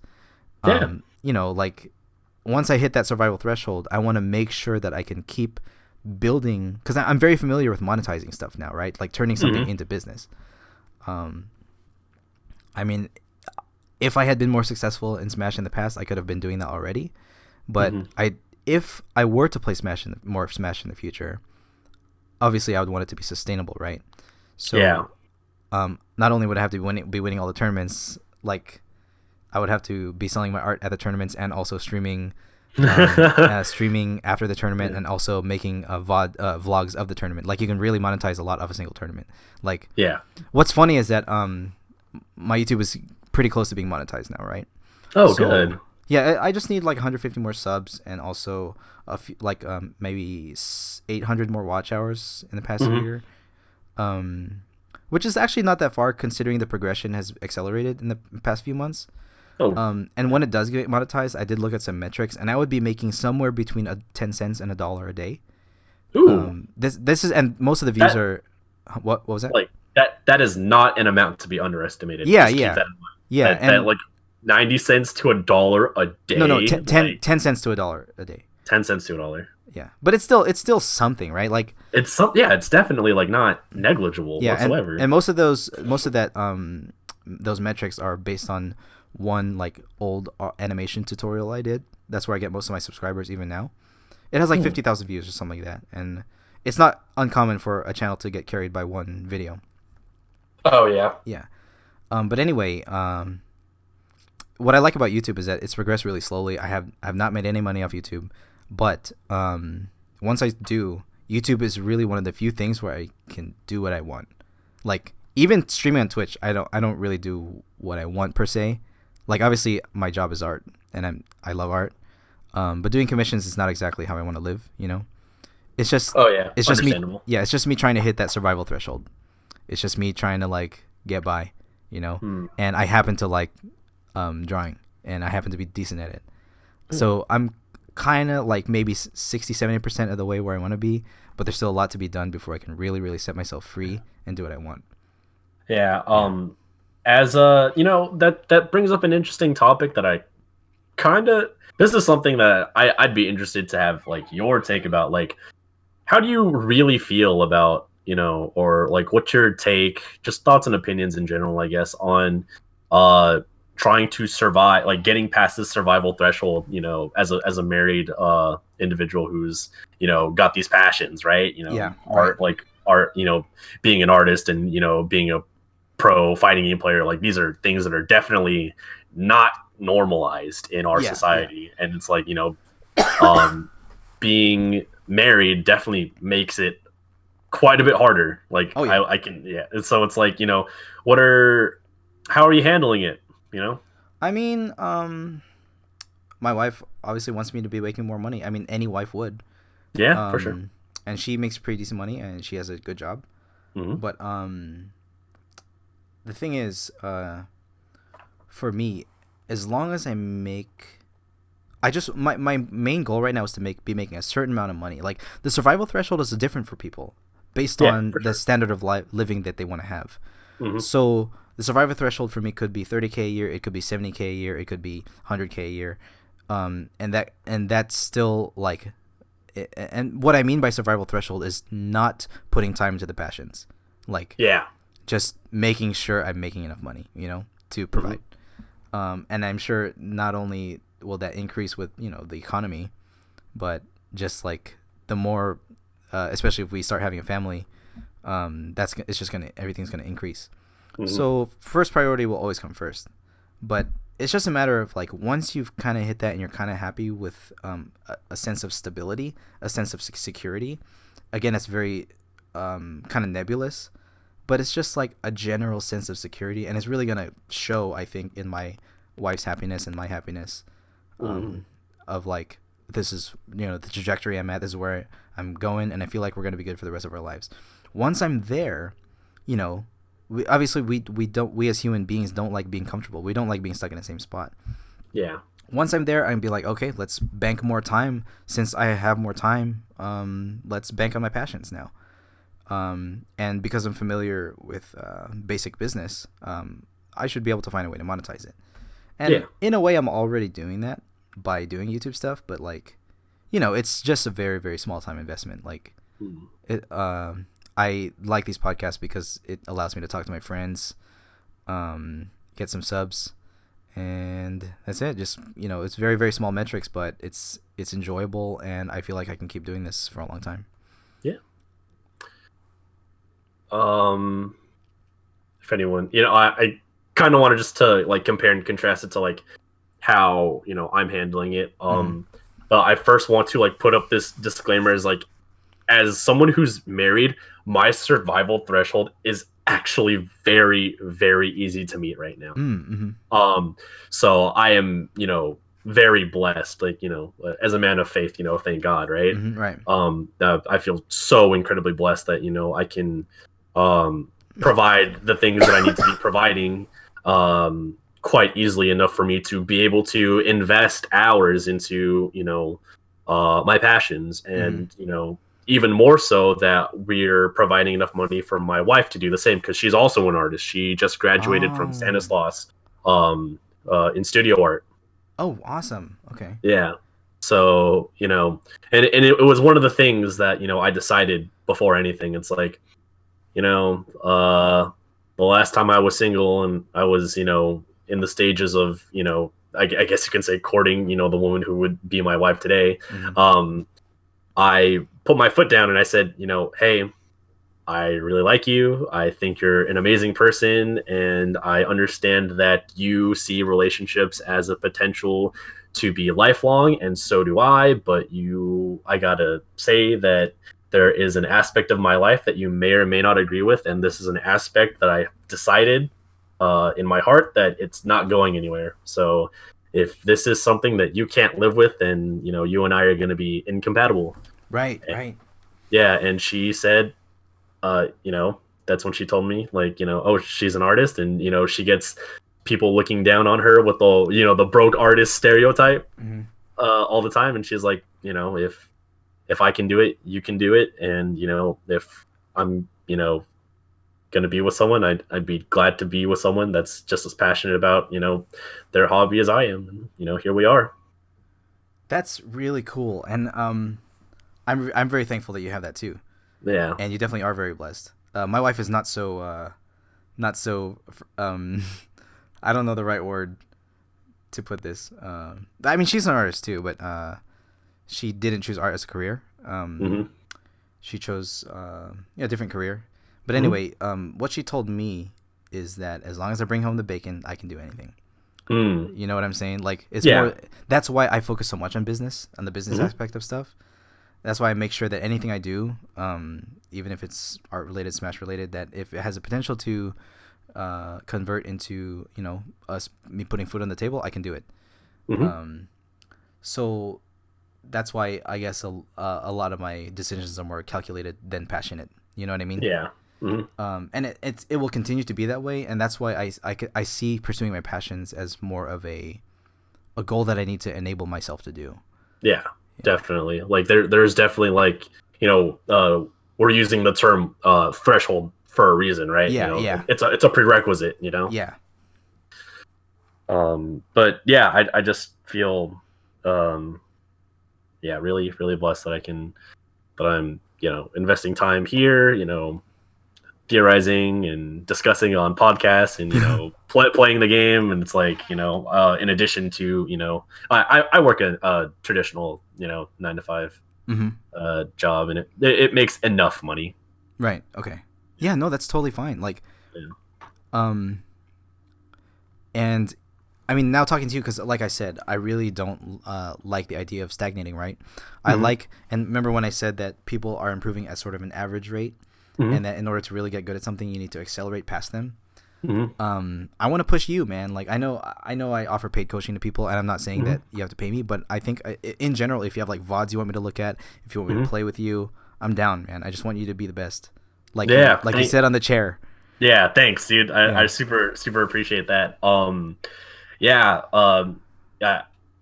realize now that especially playing so many other fighting games, because I feel like as someone who wanted to be a competitor at the top level, I kind of owed myself the knowledge and experience of like what does it take to improve in a fighting game in general. And I started branching into other things. It started with Tekken 7. Tekken was a series that my wife grew up playing. She never, competed in it, but one day we had it and I looked at it and I'm like, let's go on YouTube. Let's go on YouTube and see what this game's about. Dude. And then and then I was like, okay, this is cool. Like, throwing electrics, wave dashing, Korean back dashing, stepping things left, right, offensive pressure, strings, knowing the basic, 10 frame punish, 12 frame punish, 14 frame punish. That's when you start getting into launchers. And then, I heard Dragon Ball Fighters was coming out, and I picked that up, and it's like, okay, what's the basic anime combo tree? Oh, crouching medium, standing medium, jump cancel, and then re-jump cancel, and then fall to the ground. Like, oh, hey. And I just learned so much so fast, and it's like, you learn so much so fast in the beginning, but it's like the will to keep, learning. It's funny that I say that because Daigo's book. It was one of my Christmas presents this year. Oh, you got Daigo's book? Yeah, and someone gifted me Daigo's book. Oh, that's sick. Yeah, and it was funny because I haven't read too much of it yet. I haven't had the time to, but I read the prologue and part of chapter 1, and the one theme that stuck out to me like a sore thumb was the wanting to earn one win versus wanting the will to keep winning are not only are they not the same idea, but they're inherently conflicting ideas. Wow, interesting. Yeah. What makes them conflicting? I haven't read that far, but he started to explain that it's like the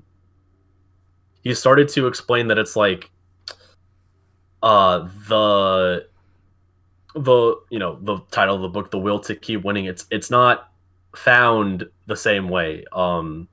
Because finding one win may oftentimes, have a single solution. Right.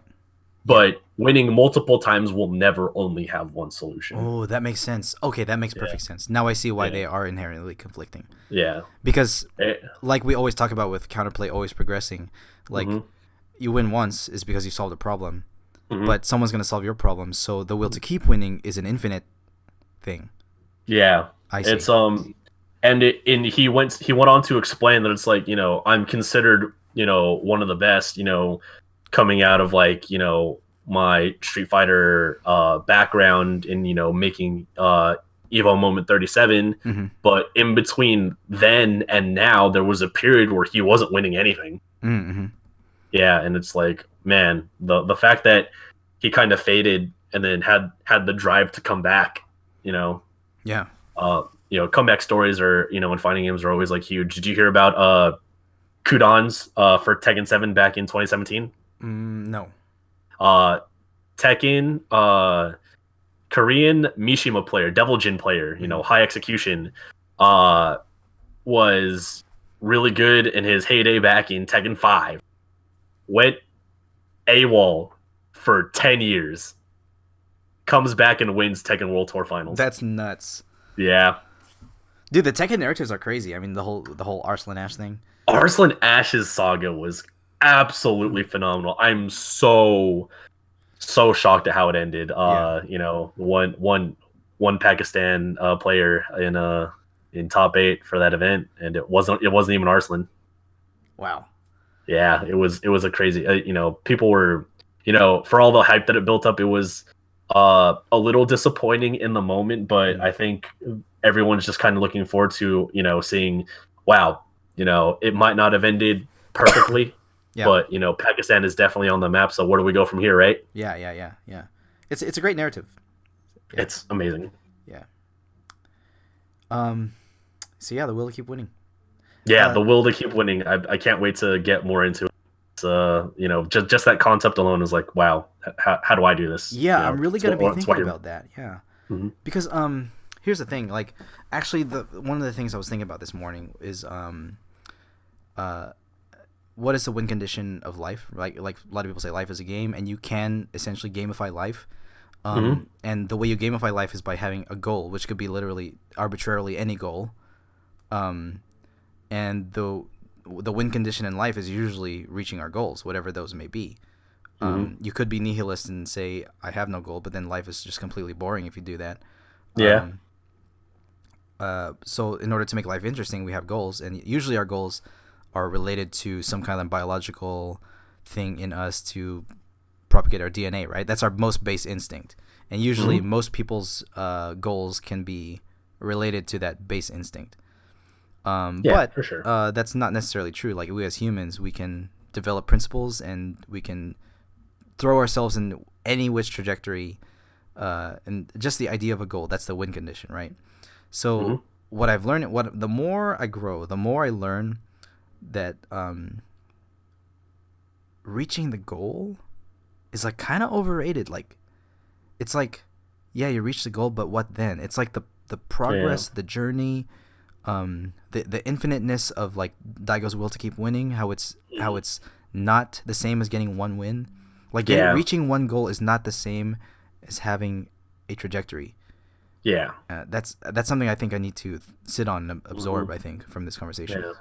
And I really think that's like one of the things that people in our general age group with the same demographics such that they like anime, I feel like that's what draws them towards I feel like that's like one of the things that makes like someone our age a Dragon Ball Z fan, because there are some people who like anime that are our age that don't like Dragon Ball Z, but I feel like those of us that like Dragon Ball Z, it's like, man, Goku there's never enough for that guy. Yeah, and it's kind of silly, right? Like the idea of power creep, and it's like it's essentially infinite, right?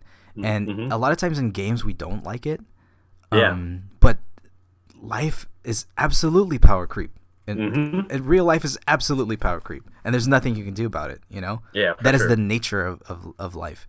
Yeah, there's never enough for a human, especially in the depths of their hearts, Yeah. And I feel like there are drawbacks to that, and there are proper ways to handle that and improper ways to handle that. But yeah, for sure. Okay, so I running out of time a little bit, but there is sort of a last thing I want to talk about. And it's good that we talked about Daigo's book, because the thing that pushed me away from Melee finally was not the fact that I wanted to stop playing. It was, I looked at my life, I looked at the girl I was courting at the time, and I looked at where I was going, and I was like, man, I really want to make anime films. I really want to make an anime, but I still felt the fire in me that I wanted to be the best player. And it's like, it's not that I had to give up on the goals. Like, someone could definitely do both goals if they wanted to. Yeah. But I mean, our lives are limited, and we need to invest a certain amount of time to something first. So I think my first goal is to be able to make anime, and then if I can still play some kind of game and be the best at it and win an Evo maybe, or win something, or just have the will to keep getting better at it, just keeping that fire alive, like, that could be a possibility too. But the thing that pushed me was, I think after I got eliminated from Evo 2016, what made me, there was a couple things that made me retire. The first thing was that after I lost to Lord, who eliminated me from the bracket, I looked at my bracket, I'm like, I got 96th out of 2600, the biggest Melee tournament of all time. Pretty good placing. It's a marked improvement, because in the past majors I was getting top 20 percentile, top 15, top 10 percentile. What I placed in that Evo was the top 5 percentile. So even though we say that placings are pretty arbitrary, for me that was the highest I had ever placed at anything. Yeah. So and I beat Zane, the classic that I like to talk about. But it was just a really, really satisfying placing for me. But I think it was the fact that I was too satisfied. I was really content with my progression at that time. And I didn't have, I guess, the will to keep winning, because I was like, I was getting tired of playing Ice Climbers this way, and I feel like I want to do something else. And I just feel like, I don't know, the feeling of satisfaction is dangerous. It is, because it's very, it's deadly at times. Yeah. Because when I lost to Lord and he eliminated me, I shook his hand, and then I told him, and I almost regret saying this, I said, dude, I really love the way you play. And it's almost as if I was like, I let my opponent have it, Well, and a younger me would have just walked away from that set and just already wanted to grind out ways to defeat him at the next tournament. But I guess I had been so accustomed to the tournament environment by going to so many and just really internalizing the learning process of it that it became almost trivial to me. Like it's almost as like if I keep doing this, yes, I'm going to be the best, and then what, right? And then I looked at Hungrybox. I remember looking at him, and I was like, dude, that guy makes Melee his life. I looked at Armada and Mango. I'm like, these guys, Melee is their lives. And even if they weren't winning, they would continue pushing it because it's their life, right? And I looked at it and I was like, okay, I don't want this to be my life, at least not right now. And something in me kind of still wants it to be there, but obviously my actions are showing that I want anime to be my life. I'm doing animation, which is a good thing. For sure. But it was those two things that pushed me to retire. It was the contentment of placing that high, the fact that I respected Lord after he eliminated me, and the fact that I looked at Hungrybox and Armada. I'm like, I want to go in a different direction, And so that said, that's kind of my life story when it comes to Melee. Now, I want to ask you, like, we already know like what you declared in the chair. Yeah, for sure. But also like what will be your thing, because I think the question I'm trying to get at is like there's something that accelerates people past the average, right? Above the average learning curve. Yeah. And one thing I'm thinking about is you've seen the Smash documentary, right? Yeah, of course. Korean DJ's episode. He improved so fast, and then he hit his goals and then he quit pretty suddenly. Yeah. But he had a very, very interesting way of reaching that goal, which was money matching top players. I want to know, like, from you, if you actually want to be the best, that means you have to accelerate past everyone else. Like, what will be your way? That's a question you need to ask, I think. Yeah, it's really something that I never really thought about. And to be perfectly honest, I'm still at a stage in Melee where it's like, I'm still learning, to play the game. There's so many things that I'm not able to do yet, like, I'm not, let alone integration, God forbid, someone at someone who's dedicated as many hours over the course of a year that I have, knows how to integrate and perform everything perfectly, that'd be crazy. But that's that's the immediate goal. I really didn't have a trajectory path, Okay. I didn't really see the path to the top until you asked me. But I started thinking about it recently, like just noting the top players like in my region. Like I really, in order to improve, I really started to pay more attention to them. And I told Ryan this like just a couple nights ago, that once I get good enough to play the game, like he's one of the first persons that like he's one of the first people that I want to like start grinding against, because I noticed in his style he likes to call out movement a lot. And I feel like that's like sparring against that would be such a benefit in a game like Melee, where your movement dictates so much. It's like, wow, like I can already tell just by looking that if I played against him, he would, push my movement and my, not only in its execution, but in its decision to the absolute limit, as I'm skilled right now. And, that's one of the first things I want to learn how to do well, is I want to learn how to move. Just because not only do I think it's important in Melee, but I think Marth has the sickest looking movement in the game. Right. Bar none. And it's just like, man, I want to abuse this as hard and as far as I can. I just want it to look incredible, and I just want Marth's movement to look super dope every time I pick up the controller. And so I think that's like kind of the way I'm going to do it. I'm going to look at people's strengths, what they like to force their opponent to do, and how that can condition a player. And if I see that I would like to develop that conditioned skill, then like, I'd grind against people, for whatever skill that I'm looking for to really shape myself. That's like the immediate thing that comes to mind. I just want to play against people who will push me in the direction that I want to go. That's so good. Okay, I like that. A lot. And then after that, really, if I were to ever like mold, my playstyle into like a perfect fit, which in a game like Melee takes an incredible amount of time and probably doesn't ever happen perfectly. No one ever plays the game 100% the way they want to all the time. Mm-hmm. But once I get pretty close, the only thing that I can imagine from there is to learn the individuals who stand in my way on a deep level, so I can really play, the top level, mind games versus them. We have all these options at our disposal. It comes down to what I do versus what you do in a single instant, and who comes out on top more time. That's very PP like. Yeah. A lot of PP's preparation, because PP, one of the things he said early, not early in his career, but when he started winning, was like, how to win tournaments is the person who's most prepared. And the way PP did that is, like Mango, for example, is a grinder, right? Like he just grinds out scenarios and he just keeps playing and playing, and then eventually his decision tree is just so deep that people just get overwhelmed. But PP was more like, I'm going to study these players, and once I know what they're going to do, I can prepare my own game plan and force them to adjust, to my preparation for them. It basically puts them on edge and forces them to do something different because I'm already prepared, right? Yeah. So it's very cool that you say that. And when you first started talking about it, I was like, okay, maybe he's not at a level to consider certain questions like this.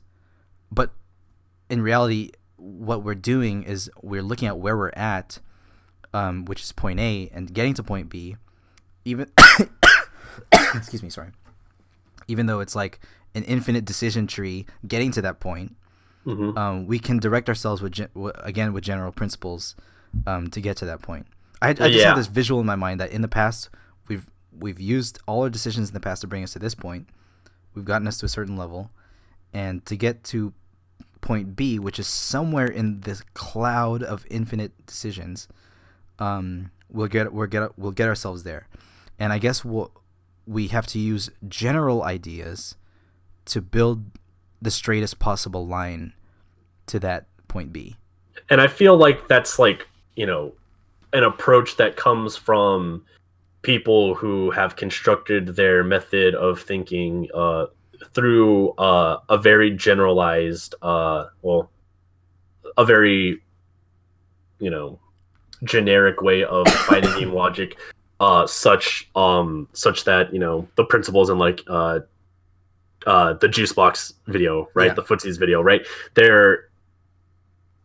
There isn't a foolproof answer ever.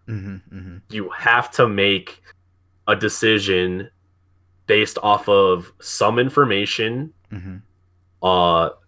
your physical ability, and sometimes, just a hunch. Those are the three things that really make a decision. It's like, what information do I already have? What do I feel? And what am I capable of actually doing? Wow, I want to like write that down. I'm really gonna write that down right now. That's really great. I like that. So it was what I can do. Wait, what info do I have? What can I do? And what do I feel? That's really good. I feel like that is a great model to use for making decisions moving forward. Yeah, that's so cool. That's so cool. I honestly, like, I never really like put it together that way until like I really thought about, because when I think of that video, I think of like, just the basics of like, there's two ways of getting an opening. You can approach and force a button and then punish the button, or you can think that someone's going to approach you and then walk back and then punish, their button. It's like the two dynamics, there was, with punishing and stuffing approaches. So, those were the two things that like always come to mind when I think about that video. But I never really took into consideration, like, how do you make one of those, like, how do those two decisions come about? And it's like, okay, what do I think he's going to do? what am I physically capable of doing, and what do I, what do I feel that he's going to do? Wow. Yeah. That's so good, honestly. This model can make someone the best. Yeah. Dude, that's sick. That's so sick. Hey man, I do feel like, I mean, do you ever spar on net play? Do you play with people in net play? Yeah, I'm starting to. Yeah. Okay. How's your connection? Do you have LAN? I'm definitely like wired in. Okay, so I feel like we should play sometime. Maybe Yeah, not for today, sure. but sometime soon as a follow up to the podcast, we should play like maybe a long set or something. Yeah, Or a I'd long be super session. down. Dude, Super down. we should totally do. I feel like there's a lot I can offer you. Thank you. I'd really appreciate that, yeah. actually. And I still remember what your weaknesses are. Yeah. I remember this one fair fights where I beat you in 4 with Pikachu, and you were like complaining. Yeah. And I was just like, "Hey man, your idea of spacing is to be at a certain range. I just abuse that range and spam quick attack." I remember that set because I was just preying on what I knew you would, like I was preying on your brain. Yeah. And I'm not sure. Maybe I can't do the same thing now, but maybe I could. But I feel like also the thing about Melee is that Melee is such a game where you have to just keep ingraining stuff that I feel like I'm probably at a pretty high level for you, but I can just beat it into you, which is how Melee should be. Yeah, for sure. Yeah. I'm really at that point where I'm comfortable enough to play the game where I'm starting to welcome, playing people that are better than me, because I feel like at least I can play the game now. Yeah. At a very basic level. Yeah. So I mean, it's like, I can start learning things. Yeah, there's the flow channel that I mentioned in previous podcasts too, where it's like if you play someone too weak, you'll be bored. If you play someone too strong, you'll just be anxious, and you won't learn anything in either of those scenarios. There's this old type of training that I used to do with people called tier list training, where have I ever told you about this? I think I've heard you talk about it. Maybe on another podcast. Dude, actually. I had some really wacky stuff that I used to play really in the early Melee days. I used to do 99 stocks with people. Those were really fun.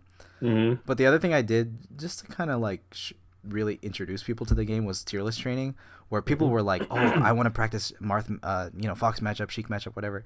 No, I was showing them, "Hey, you got to be good at everything." So I would start with like Kirby and Bowser, and they would have to take a game. That's all they had to do. But it would some people just couldn't get past Zelda, Yeah. And like, I'm not saying I will do that with you. I'll probably play you with like Falcon and Ices, but that was like a thing I used to do to people. But the thing is, I feel like I was always great at getting other people better. Yeah. Like I feel like I have a lot of weaknesses that I still have, that prevented me from getting better. First, one of them is that I'm really lazy with practicing execution. And another thing is that I'm really impatient with defense. Okay. So those are the two weaknesses that held me back, even to now. Yeah. And those two weaknesses also always put me in a character crisis, because I always wanted to play the game how I wanted to play it. And honestly, like the more I think about this, the more I think I should play Fox. Okay. But it's funny too, because I remember in 2008, I played Bob Money in a garage tournament, and he was like, "Dude, your Fox is nasty. Why don't you just play Fox?" And I was like, "I don't know." And I want to play Fox. Have you ever played my Fox? I've seen it be played. Dude, my Fox is so troll. You've seen it troll, yeah. right? Yeah, I've definitely seen you troll with Fox. Dude, honestly, I should play Fox. Honestly, I think the only time I ever like see your Fox not trolling is when you play Spencer's Kirby. The few times I've seen you play Spencer's Kirby. It's because it's called Saiyans versus humans, man. That matchup is Saiyans versus humans, dude. Yeah. Krillin can never beat any of the Saiyans, man. Yeah. That's how it is. That's when you show people, hey, my game is imbalanced. Yeah. But yeah, man.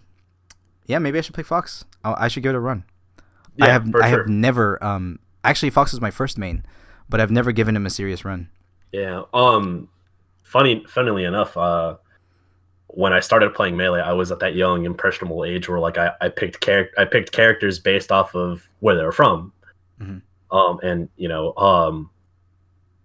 one day I've decided that one day if I feel like I ever need a secondary, or like I get to a high enough skill level that One, I want to be able to play Fox just because.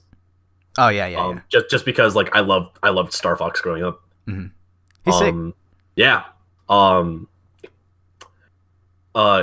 Talking about characters' personalities, I wouldn't touch Falco with a 10-foot pole. Wow. And honestly, like maybe not even because I think it's optimal, just because I know the character. I think the character can, and I've seen it be done. I might just opt to play Young Link versus Puff like Armada used to do, just because it's like one of the only times I'd be able to get to play that character. And just because I love the character. Maybe I would give that a hard maybe. That character is a lot weaker against Puff than you think, but it's worth a try. It's worth a try. You can figure that out for yourself. Yeah. I don't want to just limit myself to be the best. I feel like a good way to motivate myself is once I'm the best in any way, I want to push myself to be the best in the way that I want to be the best. I feel like that's a good progression, a way to keep things fresh. I love it, man. Hey, dude, I'm actually out of time. Oh, no problem, dude. This was actually probably my favorite podcast. Really? I definitely want to have you on again sometime. I'd love to, dude. Yeah, talking to you is so fun. But anyway, yeah, I gotta go. I feel like I'm cutting this short, but we've been talking for like 2 hours, so. Yeah. But yeah, dude, definitely enjoyed this a lot. I actually learned something from it myself, and I hope we can play in the future and talk again in the future, man. For sure. Okay.